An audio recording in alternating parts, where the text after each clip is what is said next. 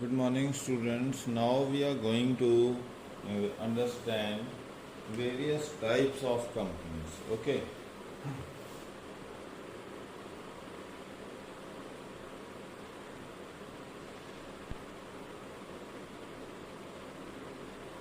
There are three types of companies. One is OPC, that is one person company. Okay. Second is private company, and third one is public.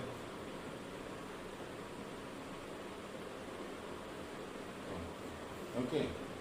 So we have three different types of companies. One is a one person company, another is one person company, another is private company, and then there is public company. Okay. So these are the three different forms of companies we are having. Now first of all we are going to discuss this one person company. Okay. So what is one person company?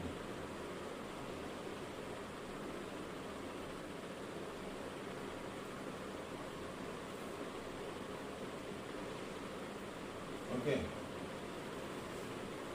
One person company is an attempt. It is an attempt by the government on the recommendations of J.J. Irani Committee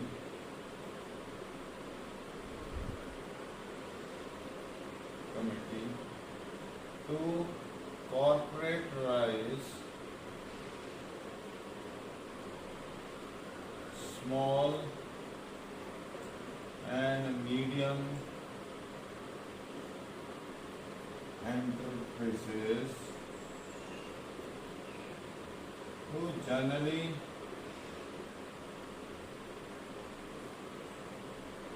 bear the fear of unlimited liability. Okay. तो हमारे पास जो छोटी कंपनियां हैं, जो हमारे पास मतलब micro business हैं या स्मॉल बिजनेस हैं, ओके, तो इन सारे बिजनेसेस में मैक्सिमम हमारी प्रॉब्लम क्या रहती है कि या तो ये one person company one sole proprietor form में है या पार्टनरशिप फॉर्म में है. ओके. जनरली हमारा मेन मोटिव तो है जो sole proprietor form of business है, जैसे माइक्रो बिजनेस है या स्मॉल बिजनेस है. इसमें जो इंडिविजुअल बिजनेस चला रहा है उस इंडिविजुअल को अनलिमिटेड लायबिलिटी बियर करनी पड़ती है. तो 2005 में गवर्नमेंट ने इस कमेटी को ऑर्गेनाइज किया था to give us the suggestions to the government as to what should be done for these micro and small business organisation. तो इसको किसने क्या किया कि under section 262 of Companies Act 2013, registration as OPC was allowed. ठीक है जी. तो सेक्शन 262 ऑफ कंपनीज एक्ट 2013 में हमने क्या किया, वन पर्सन कंपनी अलाउ की. मतलब वो कंपनीज जिसका एक ही मालिक है, एक ही मेंबर है, मतलब sole proprietor form of business थी, उन बिजनेसेस को एक अपॉर्चुनिटी दी कि आप अपने आप को किस में रजिस्टर करवा लो, कंपनी के फॉर्म में रजिस्टर करवा लो under the provisions of companies act 2013 under section 2 sub section 62 okay of the companies act this was allowed to be registered. अब इसमें हमारे पास क्या इंपॉर्टेंट है कि आपकी जो लाइबिलिटी है और परपेचुअल सक्सेशन है वो किस तरीके से काम करेंगे, कंपनी की तरह काम करेंगे। मतलब जैसे कंपनी में आपके पास लिमिटेड लाइबिलिटी है तो इसमें भी लिमिटेड लाइबिलिटी का कंसेप्ट लगेगा।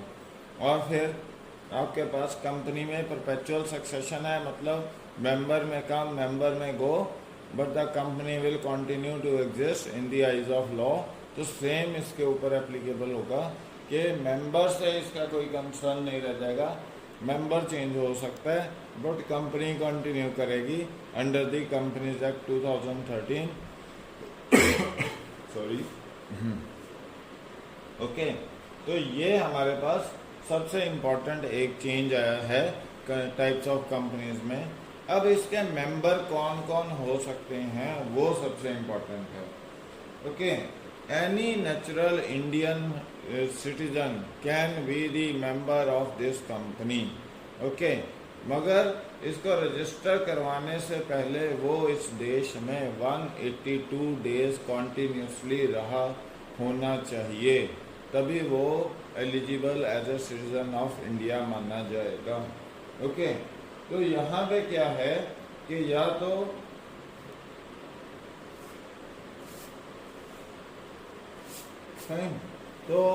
तो वो मेंबर बनेगा या वो नॉमिनी बनना, वही उसी इंडिविजुअल को अलाउ किया जाएगा जो नॉर्मल इंडियन सिटीजन है। ओके, जो नॉर्मल इंडियन सिटीजन है उसको या तो मेंबर बनना अलाउड होगा ओपीसी का, या फिर उसको नॉमिनी अपॉइंट होना अलाउड होगा ओपीसी में। तो सबसे पहला important aspect is that the person concerned should be normal Indian citizen. Okay, so a person is, दूसरा इम्पोर्टेंट एस्पेक्ट है कि इसमें हमने कह दिया कि नॉर्मल इंडियन सिटीजन तभी होगा अगर वो इनकम टैक्स रूल्स के अकॉर्डिंग कॉन्टिन्यूसली एक साल में 182 डेज या उससे ज़्यादा रहा हो कंटिन्यूसली, तो वो नॉर्मल सिटीजन माना जाता है as per the taxation terms and conditions. Okay, फिर हमारे पास है कि ये जो 1 पर्सन कंपनी में मेंबर है ये सिर्फ एक ही कंपनी का मेंबर बन सकता है, एक से ज़्यादा कंपनीज का मेंबर नहीं हो सकता। अगर वो किसी और कंपनी में भी नॉमिनी है या मेंबर है तो उसको किसी एक कंपनी में से अपना नॉमिनेशन या मेंबरशिप को विड्रॉ करना पड़ेगा, तो वो तभी ये 1 पर्सन कंपनी बना सकता है, otherwise he can't run this 1 person company. तो मतलब एक ही कंपनी में एट ए टाइम वो रजिस्टर हो सकता है एज ए मेंबर या नॉमिनी हो सकता है, और अगर किसी और कंपनी में है तो पहले वहाँ से विड्रॉ करना पड़ेगा, या दोनों में से किसी एक जिस कंपनी और में वो पहले से नॉमिनी है वहाँ से उसे विड्रॉ करना पड़ेगा, तभी जो नई कंपनी है उसमें वो मेंबर रह सकता है। तो ये एक अनदर इम्पोर्टेंट एस्पेक्ट है। Then another important thing is no minor can be the member in 1 person company. जैसे जॉइंट हिंदू फैमिली बिजनेस में या पार्टनरशिप में एक माइनर बन सकता है मेंबर, बट इसमें माइनर मेंबर नहीं हो सकता ओपीसी में। ओके, तो ये आपके लिए इम्पोर्टेंट एस्पेक्ट है। फिर दूसरा इम्पोर्टेंट एस्पेक्ट है कि ये जो कंपनी है जिस लॉ के अंदर इनकॉर्पोरेट हुई है, तो ये 1 पर्सन कंपनी से कंपनी नहीं बनेगी, मतलब ज्वाइंट स्टॉक कंपनी के स्ट्रक्चर में नहीं जा सकती ये under section 8 of the companies act. आपने 1 पर्सन कंपनी बनाई और आप अगर सोच रहे हो कि वहाँ से 1 पर्सन कंपनी से शिफ्ट करके मैं इसे ज्वाइंट स्टॉक कंपनी बना लूँ, तो that is not possible. Okay, for that purpose you have to do the other legal process. मगर यहाँ सेक्शन 8 ऑफ कंपनीज एक्ट 2013 आपको रोकता है कि 1% कंपनी आपकी ज्वाइंट स्टॉक कंपनी में कन्वर्ट नहीं हो सकती under section 8 of companies act 2013. Then another important thing is ये जो 1% कंपनी है ये नॉन बैंकिंग फाइनेंस कंपनी का काम नहीं कर सकती. ये सिर्फ मैन्युफैक्चरिंग एक्टिविटी या ट्रेडिंग एक्टिविटी का काम कर सकती है जिसमें प्योर बिजनेस एक्टिविटी है, बट फाइनेंशियल एक्टिविटी का या नॉन बैंकिंग फाइनेंशियल इंस्टीट्यूशन के फॉर्म में ये रजिस्टर नहीं हो सकती 1% कंपनी. ओके, तो ये भी एक अनदर इसका प्रोविजन है. ओके, तो आपको जो इन्वेस्टमेंट सिक्योरिटीज वगैरह में जो डील कर रहे हैं वो 1% कंपनी नहीं बना सकते. द अनदर इज कि आप अपनी कंपनी को वॉलेंटरली किसी और तरह की कंपनी में कन्वर्ट नहीं कर सकते. ओके, बट एक कंडीशन रखी हुई है कि अगर आपकी तो टोटल कैपिटल इन्वेस्टेड 50 लाख से ज़्यादा हो जाए या टर्नओवर आपकी 2 करोड़ से ज़्यादा हो जाए तो आप अपनी 1% कंपनी को प्राइवेट कंपनी या पब्लिक कंपनी में शिफ्ट कर सकते हो. ओके, बट आपके पास जब तक 1% कंपनी है आप वॉलेंटरली उसको किसी और फॉर्म ऑफ कंपनी में कन्वर्ट नहीं कर सकते हो, और फॉर्म ऑफ ऑर्गेनाइजेशन में किसी और तरह की ऑर्गेनाइजेशन में कन्वर्ट नहीं कर सकते हो. हाँ, कुछ कंडीशंस दे दी हैं, जैसे कि आपकी टोटल इन्वेस्टमेंट 50 लाख से ज़्यादा हो या टर्नओवर 2 करोड़ से ज़्यादा हो साल में, then only it can be thought that you can be converted into another form of company, but till that time your company will continue to exist as 1% company. Okay. then जब आपने 1% company बना ली तो आपको ये 1% company के नीचे name के नीचे ब्रैकेट में लिखना पड़ेगा OPC. ओके, तो 1% कंपनी बनने के बाद आपको जो भी कंपनी का नेम है उसके ब्रैकेट में नीचे लिखना पड़ेगा OPC in bold letters so that people can know that this is a 1% company while dealing with that company on the legal terms and conditions. Okay, तो ये आपके पास 1% कंपनी थी. अब आ जाते हैं हम प्राइवेट कंपनी के. ओके, तो ये हो गया हमारे पास. अब प्राइवेट और पब्लिक कंपनी है, हम इसमें सीधा डिफरेंस ही समझ लेते हैं कि प्राइवेट कंपनी और पब्लिक कंपनी में क्या फर्क है.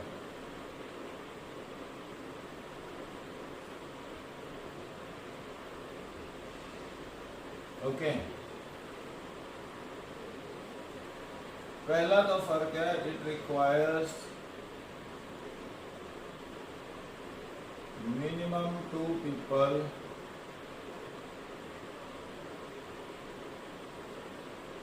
two members to start private company. Okay, it requires minimum 7 members. Okay, secondly, maximum limit in this can be, okay, maximum limit कितनी है 200 मेंबर्स तक है, एक्सक्लूडिंग पास्ट और present. Okay, it can be 200 excluding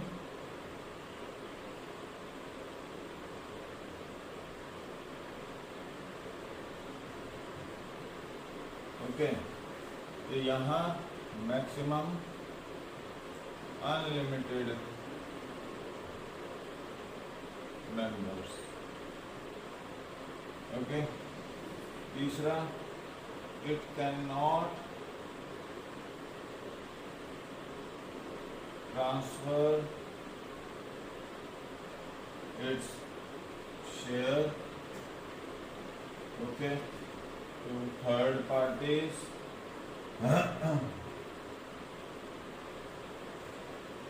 तीसरा it can transfer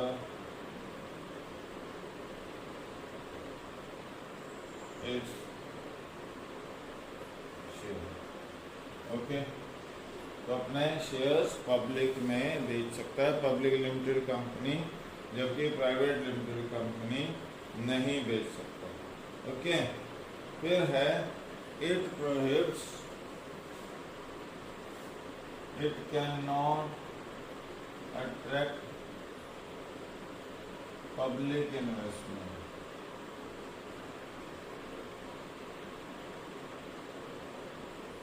okay it can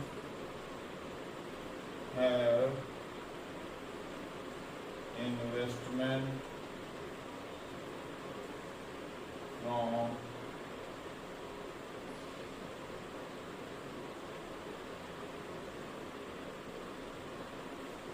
okay minimum investment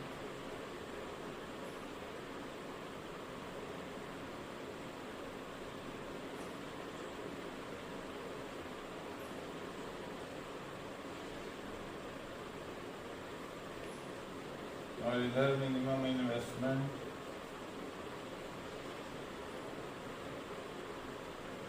required कितनी है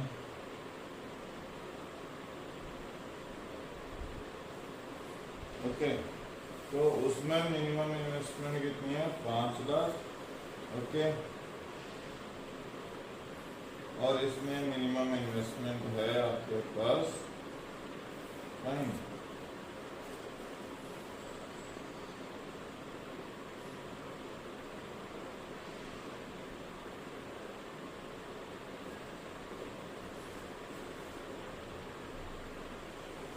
another important is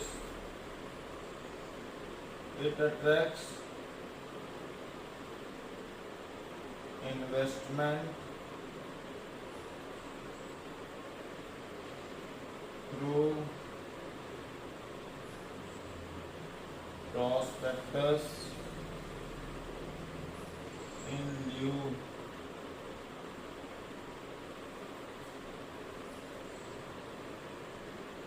okay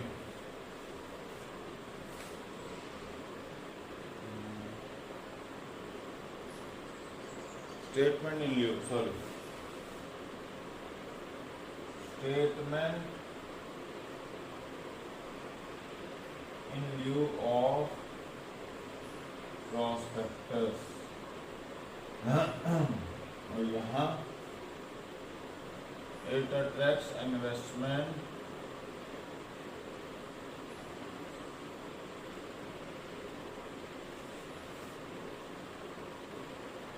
through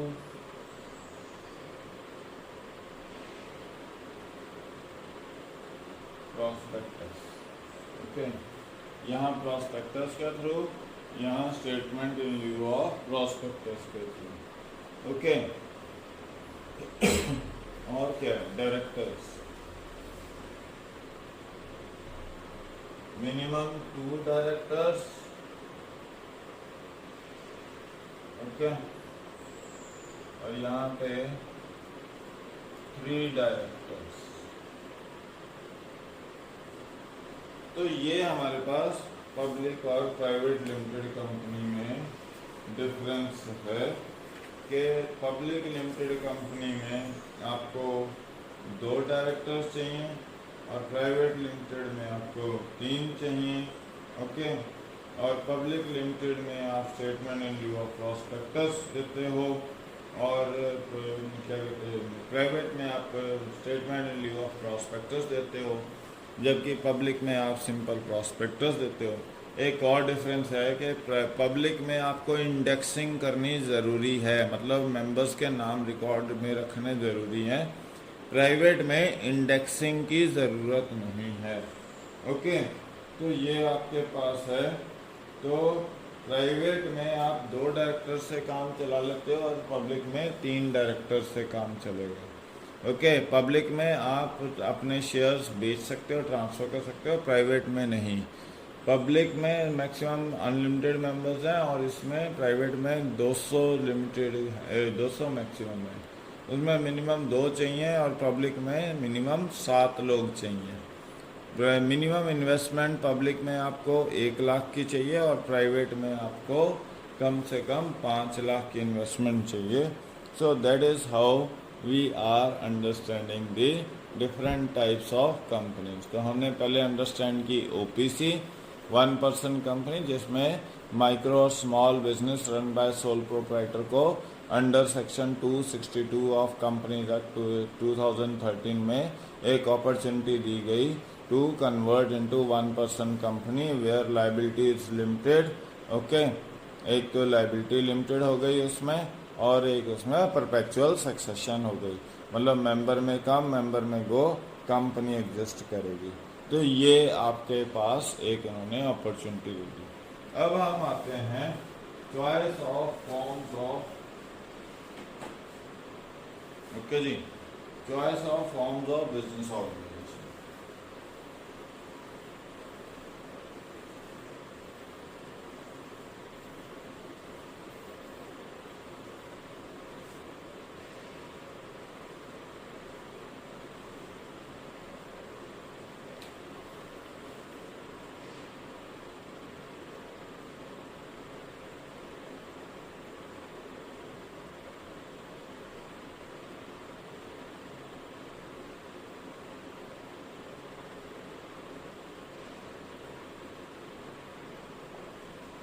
ठीक है जी।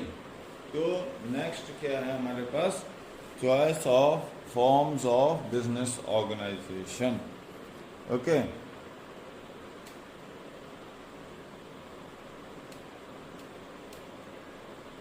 तो ये हमारे पास नेक्स्ट है टॉपिक। अब इसमें सबसे पहला क्या है कि हम कोई भी बिजनेस चूज करने के लिए क्या क्या फैक्टर्स को डिस्कस करते हैं। सबसे पहला फैक्टर है cost and ease in setting a business.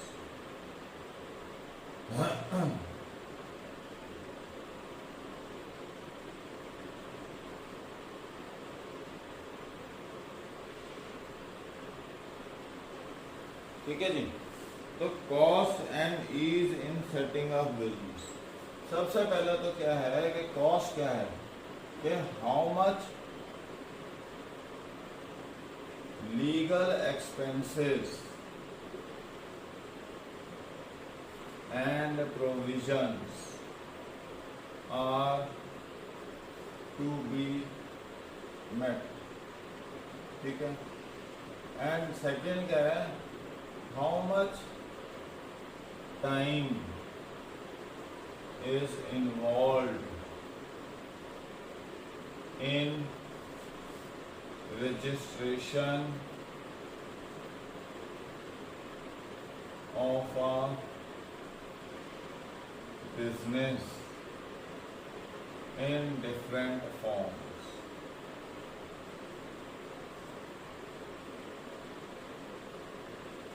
Okay ji.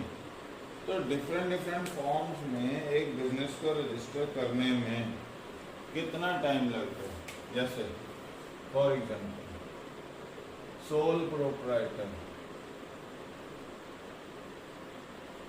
Sole proprietor में आपने सिंपल लाइसेंस लिया म्यूनिसिपल अथॉरिटी से, आपने अपना बिजनेस स्टार्ट कर लिया, तो उसमें कोई ज़्यादा लीगल कॉम्प्लिकेशंस नहीं है, तो उसमें पैसा भी आपका कम लगता है सोल प्रोप्राइटर में। ओके, तो यहाँ पे क्या है, less cost and less time required to start business.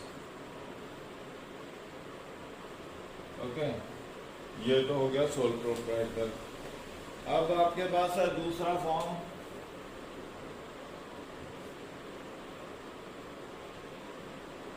Hindu family business. ठीक है जी। इसमें क्या है हिंदू सक्सेशन एक्ट आपको फॉलो करना है।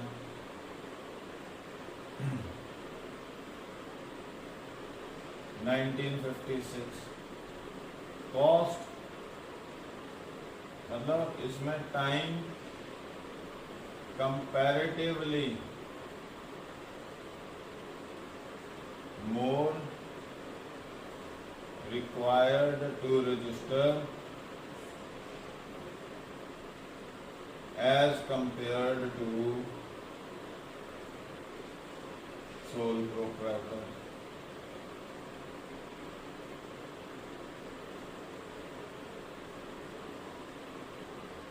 ठीक है जी।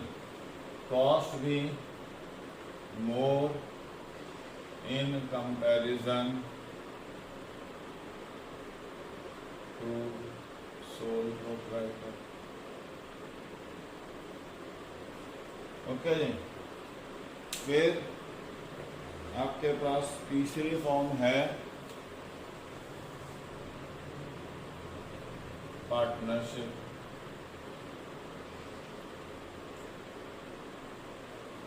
A simple agreement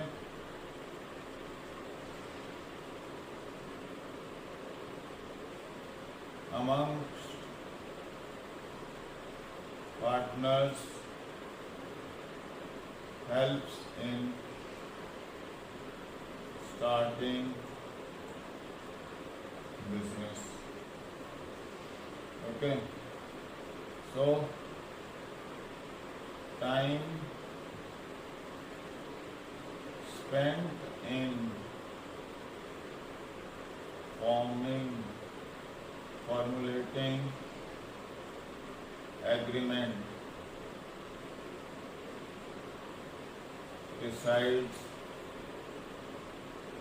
the cost and easiness। Okay, तो पार्टनरशिप है।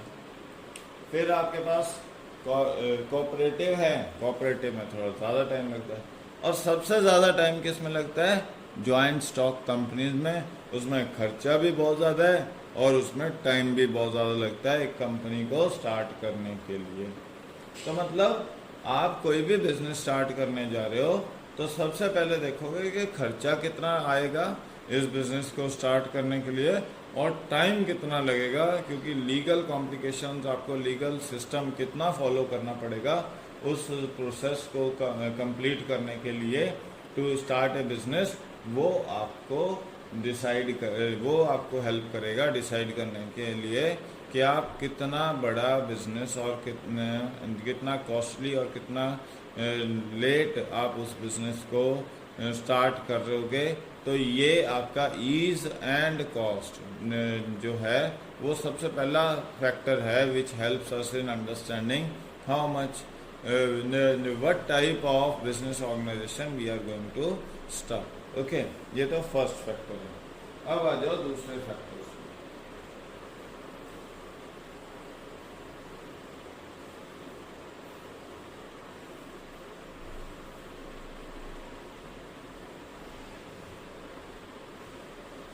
अब दूसरा फैक्टर क्या है आपके पास? लायबिलिटी। ठीक है जी। तो लायबिलिटी में अगर तो अनलिमिटेड लेनी है,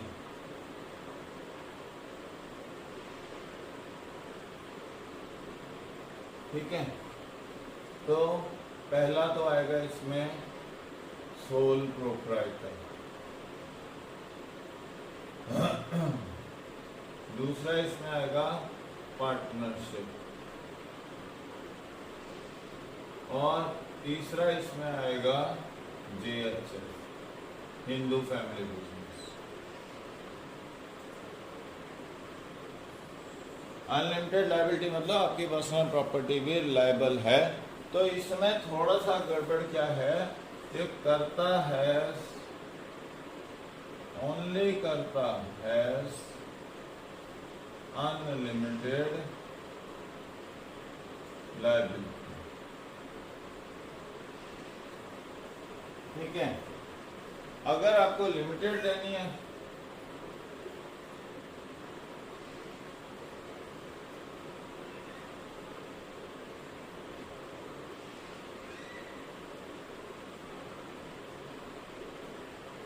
ओके, लिमिटेड लायबिलिटी लेनी है तो आपके पास एक तो आ जाएगा कोऑपरेटिव सोसाइटी, ओके, दूसरा आ जाएगा जॉइंट स्टॉक कंपनी। इसमें लायबिलिटी आपकी इनमें कहाँ तक लिमिटेड है, जहाँ तक आपने पैसा इन्वेस्ट किया है वहीं तक लिमिटेड है। तो आप कैसी लायबिलिटी बियर करना चाहते हो वो भी डिसाइड करेगा कि आपका बिजनेस की फॉर्म कैसी होगी। आपकी पार्टनरशिप, सोल प्रोप्राइटर या जेएचएफ तभी होगी जब आप अनलिमिटेड लायबिलिटी बियर करने के लिए रेडी हो। अगर आप लिमिटेड लायबिलिटी बियर करने के लिए रेडी हो तो आपको कोऑपरेटिव या जॉइंट स्टॉक कंपनी फॉर्मेट में जाना पड़ेगा। ओके, तीसरा एस्पेक्ट क्या है, continuity. Continuity, okay, if we are least concerned about continuity of business, we can go for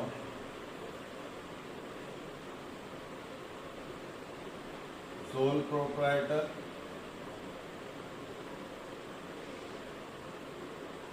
as the owner dies, business comes to an end if he has no survivors। ठीक है जी। दूसरा क्या है, जेएचएफ, if कर्ता dies, next eldest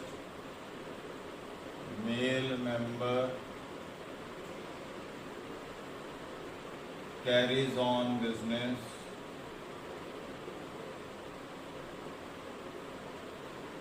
but if no male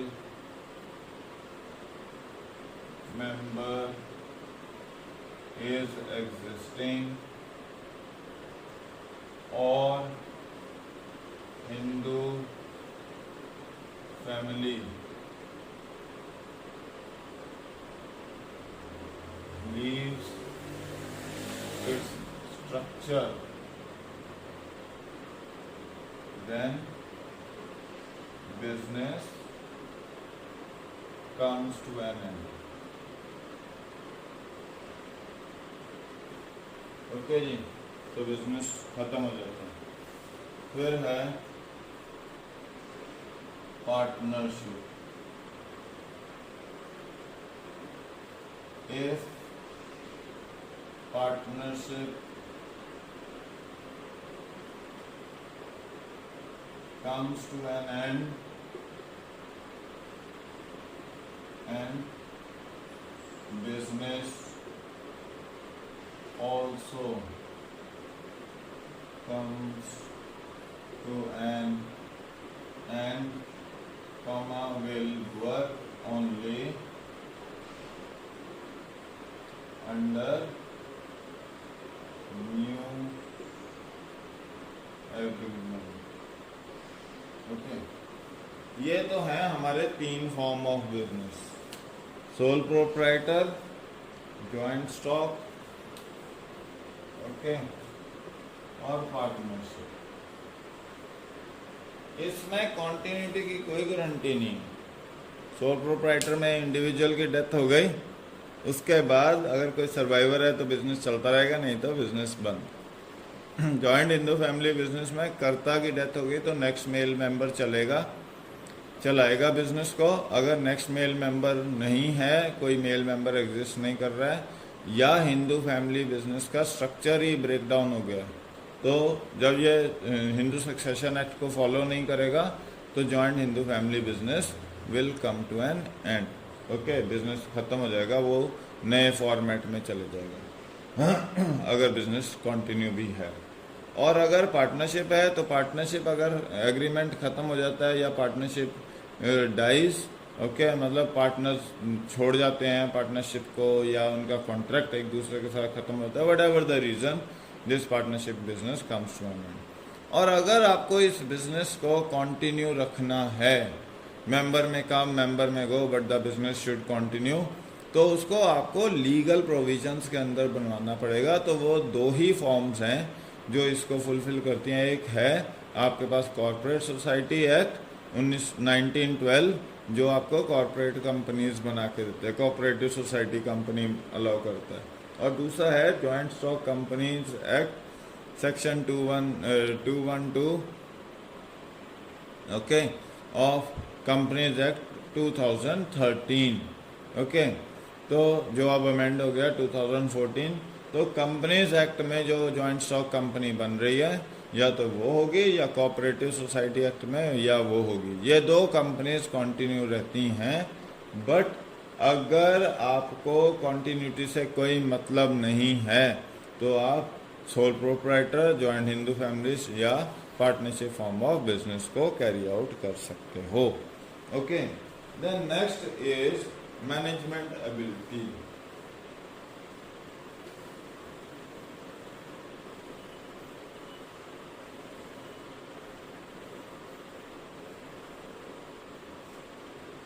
Okay. Next point is management ability. Okay. पहला तो है least abilities, I based on only skill of sole proprietor। ठीक है, पैसा है नहीं सोल प्रोप्राइटर के पास ज़्यादा और वो अकेला ही मैनेज कर रहा है, तो यहाँ पे लीस्ट मैनेजमेंट एबिलिटीज है। सेकेंड है better abilities sole proprietor and joint Hindu family. Joint Hindu family भी कर्ता के डिसीजन के बेस पे है, तो कर्ता की जो मैनेजरियल एबिलिटीज़ हैं वो डिसाइड करती है, क्योंकि ये जॉइंट हिंदू फैमिली बाहर से किसी को प्रोफेशनल्स को एम्प्लॉय नहीं कर सकती अपनी ऑर्गेनाइजेशन में। तो जॉइंट हिंदू फैमिली बिजनेस में जो एबिलिटीज़ हैं, सजेशन सारे दे रहे हैं, मगर मैनेजरियल एबिलिटी किसकी यूज़ होती है? कर्ता की। और क्या कहते हैं, सोल प्रोप्राइटर में भी एक ही इंडिविजुअल हैंडल करता है। तो least abilities based only on skill of sole proprietor and कर्ता इन जेएचएफ। ओके, तो इनके ऊपर है better abilities in case of partnership, okay, as they have more funds, thus can hire professionals। Okay, best abilities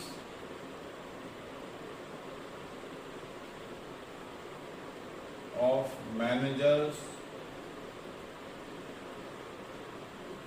can be seen only in joint stock company, as they can hire best of professionals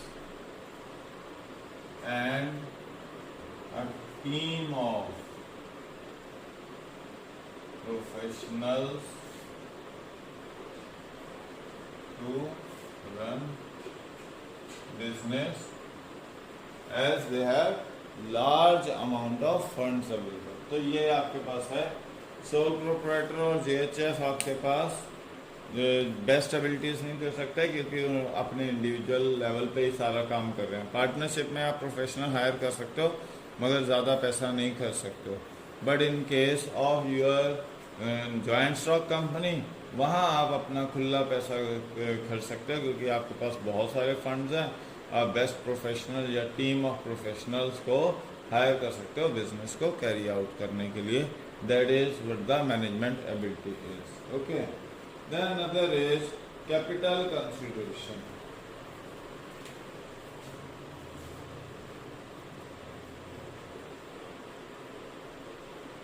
Okay, so least capital maximum capital problem is faced by sole proprietor. Okay, slightly less capital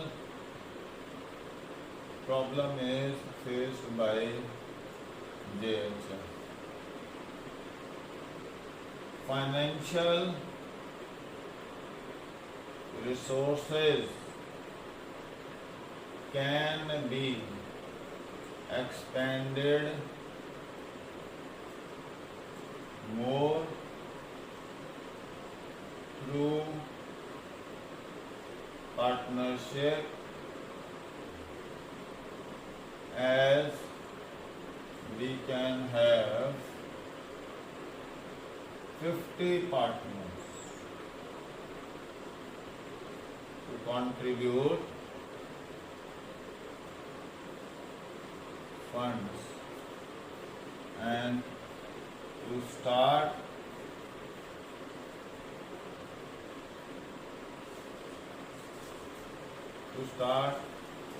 a joint stock company we need more funds. अब यहाँ क्या है कि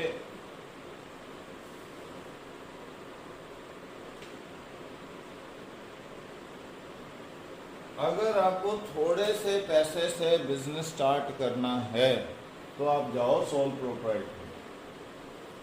okay, और अगर आपको थोड़ा ज़्यादा पैसा चाहिए, मतलब आप बड़े काम को करना चाहते हो जहां आपके पास फैमिली बिजनेस है, तो वहां आप जॉइंट हिंदू फैमिली बिजनेस, ठीक है। मतलब पैसे की रिक्वायरमेंट स्टार्ट करने के लिए कितनी चाहिए? सबसे कम तो चाहिए सोल प्रोप्राइटर में, उससे थोड़ा सा ज़्यादा चाहिए किसमें? Joint Hindu family. ओके, यहाँ हम क्या लिख देंगे? Slightly more funds. ओके, और अगर आपको और ज़्यादा पैसा चाहिए बिजनेस स्टार्ट करने के लिए तो आप पार्टनरशिप, मतलब आप बड़े लेवल पे जाना चाहते हो और ज़्यादा रिसोर्सेज एक्सपेंड करना चाहते हो तो आप पार्टनरशिप में चले जाओ। और सबसे ज़्यादा पैसा आपको कहाँ रिक्वायर्ड होता है? जॉइंट स्टॉक कंपनी बनाने के लिए, ठीक है। पैसा आपको मिल जाता है मगर उसको स्टार्ट करने के लिए आपको बहुत सारा पैसा चाहिए। तो सबसे कम पैसा आपको सोल प्रोप्राइटर में, उससे थोड़ा ज़्यादा पैसा किस में चाहिए? जॉइंट हिंदू फैमिली बिजनेस में। पार्टनरशिप में आप और ज़्यादा एक्सपेंड कर सकते हो क्योंकि आप 50 लोगों तक अरेंज कर सकते हो फंड्स। और सबसे ज़्यादा पैसा आपको बिजनेस स्टार्ट करने के लिए कहाँ चाहिए? Joint Hindu family joint stock form of company, वहाँ आपको सबसे ज़्यादा पैसा चाहिए बिजनेस स्टार्ट करने के लिए। ओके, फिर आ जाते हैं हम degree of control.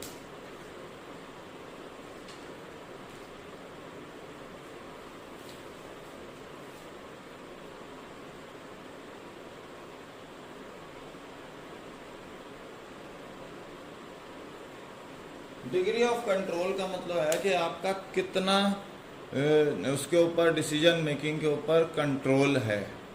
Okay, sole proprietor तो सिंगल इंडिविजुअल ने बिजनेस चलाना है तो उसका तो सबसे टाइट कंट्रोल है।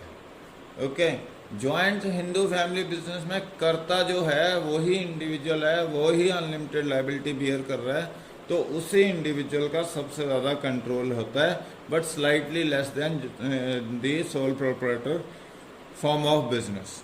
पार्टनरशिप में सारे पार्टनर्स इन्वॉल्व होते हैं तो उनका comparatively joint Hindu family business से भी थोड़ा कम हो जाता है कंट्रोल, क्योंकि आपस में डिस्कशन करके डिसीजन लेना है, और ये ज़रूरी नहीं है कि एक बंदे का डिसीजन हर वक्त मान लिया जाएगा। तो इसमें क्या है, स्लाइटली लेस कंट्रोल। और सबसे ज़्यादा लूज कंट्रोल किस में होता है, जॉइंट स्टॉक कंपनीज में, क्योंकि आप जो बिजनेस चला रहे हो वो प्रोफेशनल्स के थ्रू चला रहे हो, आप डायरेक्टली बिजनेस की एक्टिविटी को कंट्रोल नहीं कर रहे हो, आप उसको कंट्रोल कर रहे हो थ्रू द प्रोफेशनल्स, एम्प्लॉयज़ और various other individuals, board of directors. तो जो ऑनर है वो डायरेक्ट कंट्रोल नहीं रख रहा है उस बिजनेस पे, as a result of which the joint stock companies are having less control because they are being run through professionals or employees or representatives, whereas sole proprietor is run by the individual himself, so that is having a tight control, and then karta is handling the business, then it is slightly less control because he has to take suggestions and finally take the decision. And in case of partnership, that all the members are taking part into decision making, as a result of which there is no tight control of single partner. And the last case is your joint stock companies. In joint stock companies, the control is less, as it is being managed by professionals, employees, or various representatives of the owner of the business. So that is the another aspect which is going to decide what type of business organization you want to carry on. Okay, so that is the another important. Last is nature of business.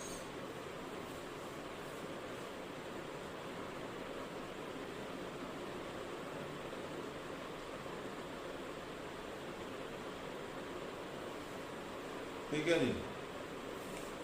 तो nature of business में क्या है कि अगर आपका direct personal contact है customer के साथ, तो आपको सोल प्रोप्राइटर या जॉइंट हिंदू या पार्टनरशिप फॉर्म ऑफ बिजनेस बहुत अच्छा चलेगा। अगर आपका डायरेक्ट कांटेक्ट है किसके साथ, कस्टमर के साथ, तो आपका सोल प्रोप्राइटर, जॉइंट हिंदू और पार्टनरशिप फॉर्म ऑफ बिजनेस बहुत अच्छा चलेगा, क्योंकि अगर आपकी ये ट्रेडिंग कंसर्न है या आपका डायरेक्ट लिंक है या आप रिटेलर हो।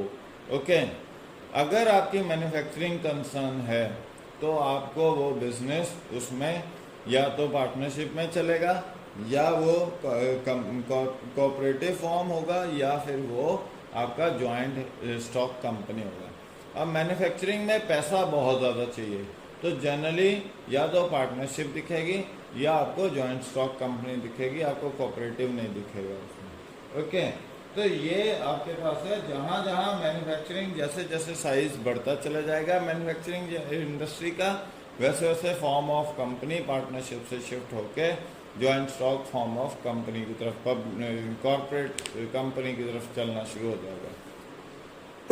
और अगर आपकी ट्रेडिंग कंसर्न है तो आप उसे सोल प्रोप्राइटर या जॉइंट हिंदू या पार्टनरशिप, और अगर यही ट्रेडिंग कंसर्न अमेजन जैसी होलसेल रिटेल कंपनी है तो ये joint stock form of business बन जाएगा, rather then in the form of partnership और सोल प्रोप्राइटर और जॉइंट हिंदू फैमिली बिजनेस।